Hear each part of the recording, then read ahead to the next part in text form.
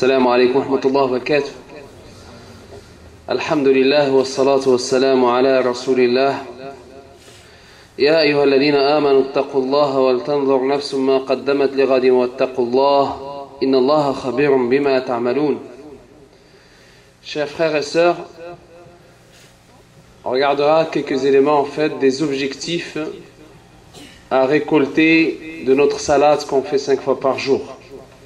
C'est des objectifs en fait qui sont cités que ce soit dans le Coran ou dans la sunna du prophète sallallahu alayhi wa sallam. Alors, bismillah ar-Rahman ar-Rahim, un des objectifs qu'on a déjà présenté, c'est la salat en soi, c'est une connexion avec Allah subhanahu wa ta'ala. Allah subhanahu wa ta'ala, il a dit, plutôt le prophète sallallahu alayhi wa sallam, il dit, l'objectif en soi c'est la connexion, mais attention, il y en a qui font la salat mais ils n'ont rien. رب قائم ليس له من قيامه إلا السهر الحديث رواه البيهقي والنسائي والحاكم. Il y en a qui passent même une partie de la nuit à prier, sallallahu salam, et ils récoltent rien du tout. La connexion n'est pas établie. L'exercice, il est là, mais le cœur n'est pas connecté.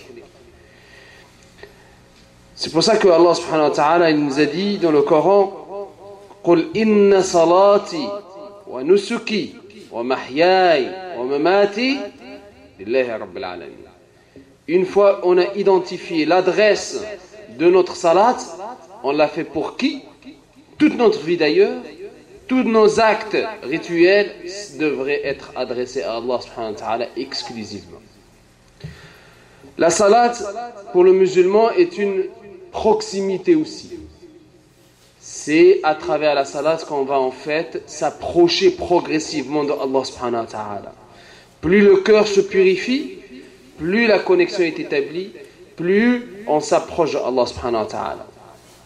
C'est pour ça que le prophète sallallahu alayhi wa sallam, qu'on a vu déjà dans une des khutbahs, le prophète sallallahu alayhi wa sallam, quand il était au ciel, proche de Allah subhanahu wa ta'ala, il lui a dit, Aïcha, est-ce que tu as vu ton Dieu?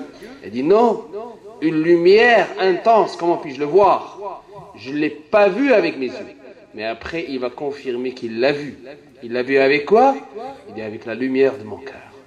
Et c'est ça, plus on purifie notre cœur, plus cette lumière de notre cœur va en fait s'intensifier, plus notre connexion va être de plus en plus meilleure, parce qu'on s'éloigne des péchés, comme il dit le prophète sallallahu alayhi wa sallam. Alors, qu'est-ce qu'il a dit Allah subhanahu wa ta'ala pour les manières pour s'approcher d'Allah? Allah il a dit dans Surat Al-Alaq, Wasjud waqtarib. Plus tu te prosternes, plus ça va en fait améliorer ta proximité de Allah subhanahu wa ta'ala. La salat c'est aussi une forme de supplication, munajat, supplication avec Allah subhanahu wa ta'ala. S'il vous plaît, si vous pouvez vous approcher, vous serrer les rangs parce qu'il y a des frères qui ne trouvent pas de place. Allah yajazakum bi khair. Sabr inshallah. C'est une forme en fait de me présenter qu'on est faible devant Allah qui est l'omnipuissant, qu'on est pauvre devant le riche, Al-Ghani, subhanahu wa ta'ala. Donc c'est de montrer qu'on est à travers donc notre faiblesse, d'aller puiser l'énergie, la force auprès de Allah subhanahu wa ta'ala. C'est pour ça que le trésor du paradis c'est quoi? La hawla wa la quwwata illa billah. Il n'y a ni force, ni mouvement, ni puissance sans la volonté de Allah subhanahu wa ta'ala. Alors le prophète sallallahu alayhi wa sallam, il passait des moments très intimes avec Allah subhanahu wa ta'ala à faire cette supplication. Pendant la bataille de Badr, il a supplié Allah et Abu Bakr à côté de lui jusqu'à ce qu'on l'ida. Son habit lui est tombé de ses épaules. Il lui a dit, Ya Rasulallah, inna Allah subhanahu wa ta'ala nasiruk. Regardez, c'est plus le cœur est connecté avec Allah, plus on trouve le plaisir de cette connexion et de cette supplication. As-salat, c'est aussi dhikr lillah. C'est en fait dhikr. En fait, il n'y a pas de mot exactement pour le traduire. Ça peut être dhikr à travers le rappel on va se rappeler Allah subhanahu wa ta'ala en l'invoquant plus souvent. Ça peut être aussi dans le sens d'invocation, qui est un des sens aussi de connexion.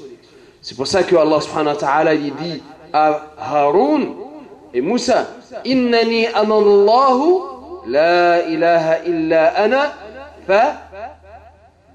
fa'budni wa aqimi salata bi dhikri. Regardez la salat, ce secret d'apaisement, comme il dit le prophète sallallahu alayhi wa sallam, ce secret de connexion avec Allah subhanahu wa ta'ala, il se trouve ici. Aqimi salata li dhikri. À chaque fois que tu devrais en fait charger la batterie de la foi, il faudrait se connecter avec Allah subhanahu wa ta'ala. As-salat aussi, c'est un moment propice pour réciter la parole de Dieu. C'est pour ça qu'Allah subhanahu wa ta'ala, il nous dit dans le Coran, entre autres, c'est Aqimis salata liduluki shamsi ila ghasaqil layl wa qur'ana al-fajr. Inna qur'ana al-fajr kana mashhouda. Prenez le temps, prendre le temps de réciter quelques versets, comme il dit le prophète sallallahu alayhi wa sallam, pendant salat avant le fajr. Il dit celui qui récite juste 10 versets, il ne sera pas inscrit parmi les distraits. Rafiloun.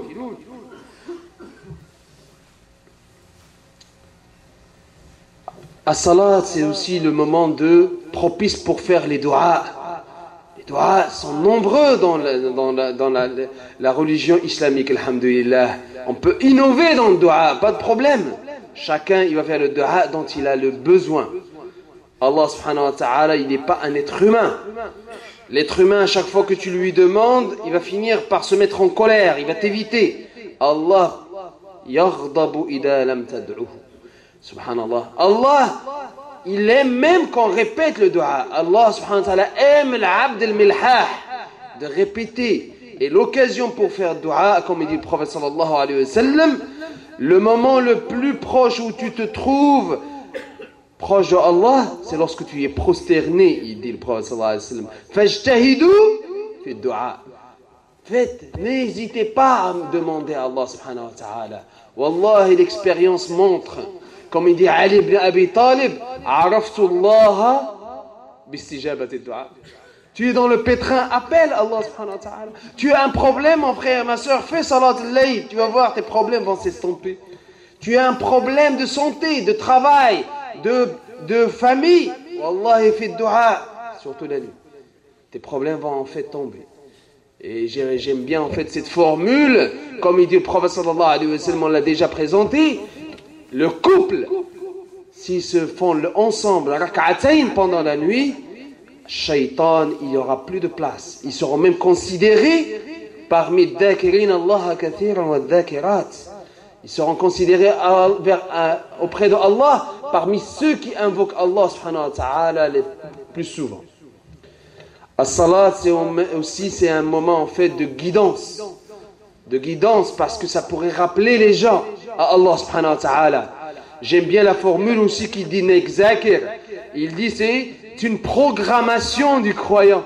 Effectivement, quand tu lis et tu récites le Coran, et quand tu en fait t'imprègnes par le message du Coran, ça viendrait en fait faire l'effet que Allah cherche, c'est de se réformer, c'est de demander le pardon, parce qu'on sait tous qu'on est quelque part, on fait des péchés.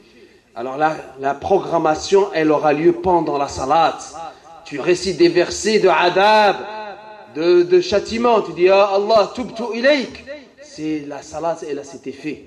Et la salat, c'est le moment où on va en fait se rappeler aussi dhikr. Dhikr, souvent on l'oublie. Le prophète sallallahu alayhi wa sallam, regardez plusieurs fois, on lui comptait plus que 70 à 100 fois, il dit astaghfirullah wa atubu ilayh. À chaque fois, il s'installe dans une place. Est-ce que nous, on le fait? Est-ce qu'on ressemble au prophète sallallahu alayhi wa sallam dessus? Au moins pendant la salat, c'est l'occasion en fait d'en faire un petit peu. Parce que la salat, elle est pleine de dhikr. On commence avec Allahu Akbar, 85 fois au moins dans une salat, dans une raka'a.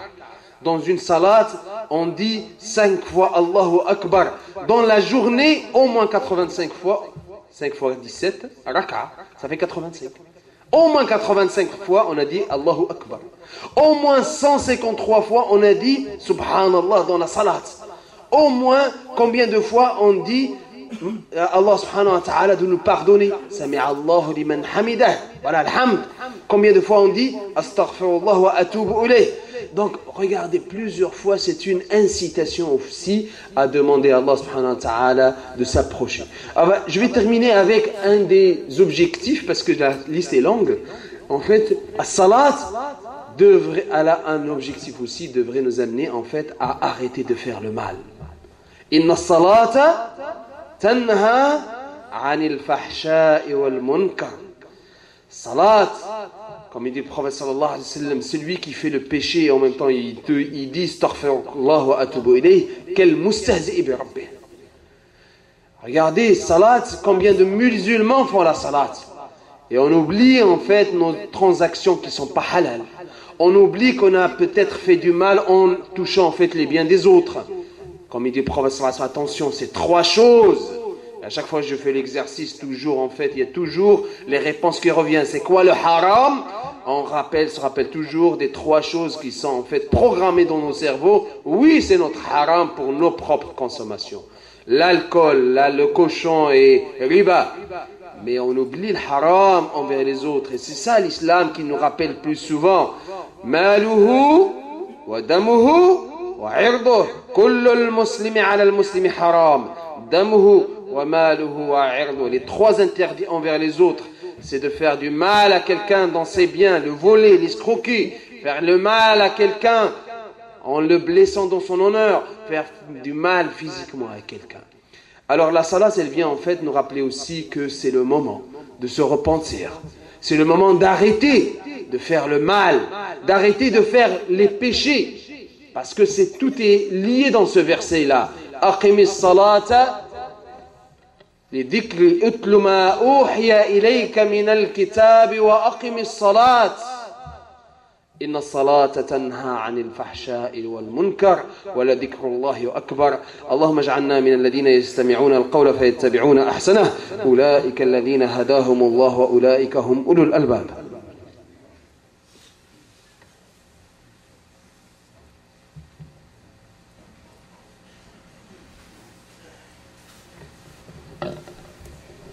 Alhamdulillah. Tout d'abord, plusieurs doigts qui reviennent toujours sur la notion en fait de demander à Allah subhanahu wa ta'ala de nous aider, parce que ça ne vient pas de nous en fait si on est bien connecté ou pas, même si tu peux avoir les meilleures volontés, mais il faut avoir la volonté certes, mais de demander à Allah toujours de nous aider à accomplir cette volonté. C'est pour ça que le prophète sallallahu alayhi wa sallam a enseigné à Abdullah ibn Omar, il a dit au Mu'ad, ne laisse jamais après chaque salat de faire ce dua. Allahumma a'inni ala dhikrika wa shukrika wa husni ibadatik. Regardez, en fait, aide-moi Allah subhanahu wa ta'ala à bien t'adorer, aide-moi à bien te remercier et aide-moi à bien t'invoquer. Et tout ça, on devrait le faire pendant la salat. Regardez, Allah subhanahu wa ta'ala, il nous apprend aussi à travers dua qu'il a fait dans le Coran, Ibrahim alayhi salam, Rabbi j'alni muqim as-salat. Juste moi. Rabbi, mon Dieu, fais de telle sorte que je me perpétue dans la salat, que je meure en train de faire salat, que je meure en train de faire la salat, que je meure dans une posture de prosternation. As-salihin, c'est comme ça. Comme il dit le prophète sallallahu alayhi wa sallam, yamutu al-mar'u ala ma kana alayhi wa yub'athu ala ma kana alayhi. Si ton cœur est lié, attaché à la salat, parmi les 7 personnes dont l'ombre d'Allah sera couvert par l'ombre d'Allah le jour où il n'y aura pas d'ombre, c'est une personne dont le cœur est attaché avec la mosquée. Si tu es plus présent dans la salat, tu as toutes les chances en fait de mourir pendant la salat. Et c'est ça en fait. Rabbi j'anni muqim as-salat wa min dhurriyyati. Moi et mes enfants, ma progéniture. Ainsi, il faut apprendre à nos enfants l'exercice de la salat, mais surtout l'essence, l'intérieur, l'objectif de la salat. C'est pas juste de l'exercice. Et c'est ça qui manque souvent dans nos salats. Alors, je vais conclure en fait. On vient en fait de parler du dernier point, c'est que la salat soit en fait un remède pour ne pas faire le blâmable, pour ne pas faire le munkar, pour ne pas faire le fahsha. Comment sont nos enfants? J'ai reçu plusieurs emails. Je ne vais pas en fait vous réciter tous les emails que je reçois, mais ça en est un qui m'a bouleversé. Je vais vous réciter juste une partie. Je suis une jeune fille arabe, 18 ans, donc musulmane. Elle a connu quelqu'un qui n'est pas musulman, chrétien. C'est nos filles, ils grandissent dans cette société. Pourquoi je vous récite ça? Pour qu'on soit encore plus sensible. Si on lâche nos enfants, on ne leur donne pas le cadre de la foi islamique et qu'ils soient imprégnés avec le contrôle de Allah subhanahu wa ta'ala, at-taqwa. C'est vrai, à bas âge, on ne l'a pas. Mais s'ils n'ont pas des lignes rouges à ne pas dépasser, ben, ils tombent dans le haram. Elle a connu ce non-musulman et il a fini par faire comme il dit. Donc il y a bientôt un mois, nous avons tous les deux succombé à la tentation, nous avons commis l'interdit. Alors bien sûr, elle m'envoie toute une lettre pour voir est-ce qu'il y a une solution. C'est un des sujets en fait qu'on traitera Inch'Allah demain, après Salat al-Isha, ici Inch'Allah dans la mosquée. Venez partager vos idées. Comment trouver des solutions ensemble Inch'Allah. Allahumma ij'alna min alladhina yastami'una al-qawla fayattabi'una ahsanah. Ulaika alladhina hadahumullah wa ulaika hum ulul albab. Allahumma ihfaz awladana. اللهم احفظ أولادنا من الفحشاء والمنكر اللهم اجعلنا من الذين يستمعون القول فيتبعون أحسنه أولئك الذين هداهم الله وأولئك هم أولو الألباب رب اجعلني مقيم الصلاة ومن ذريتي رب اجعلني مقيم الصلاة ومن ذريتي ربنا وتقبل دعاء ربنا اغفر لي ولوالدي وللمؤمنين يوم يقوم الحساب اللهم أرنا عجائب قدرتك في طواغيت الأرض اللهم أرنا عجائب قدرتك في طاغوت سوريا اللهم أرنا فيه عجائب قدرتك ويكون عبرة للآخرين يا أرحم الراحمين لجميع الطغاة يا أرحم الراحمين يا رب العالمين اللهم اجعل خير أعمالنا خواتمها وخير أيامنا يوم لقائك وآخر كلامنا على لا إله إلا الله محمد رسول الله صلى الله عليه وسلم اللهم انصر الإسلام وعز المسلمين وأستغفر الله لي ولكم جميع المسلمين وقوموا للصلاة يرحمني ويرحمكم الله